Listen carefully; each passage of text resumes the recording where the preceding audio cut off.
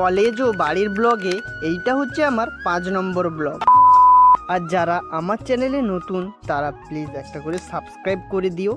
আজ সকালে উঠে আমার কাজটা ছিল রেশন আনতে যাওয়া, যেটাকে বলে ফ্রির মাল আনতে যাওয়া। এটা বলছি কেন, আমাদের শোষণ করেই আবার আমাদেরকেই দিচ্ছে, তার নাম হচ্ছে আবার রেশন।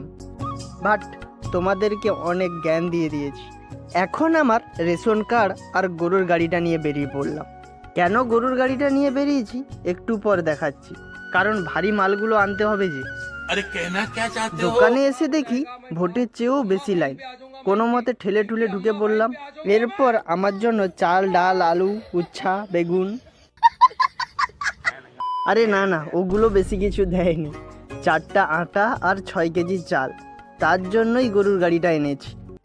আর বাড়িতে এসে একটা জিনিস দেখলাম, পায়রাটা এই শীতে তার বউ বাচ্চার জন্য ঘর বানাচ্ছে। আর এদিকে আমাকে দেখো, একটা আর জুটলই না। জয় শ্রী মহাকাল।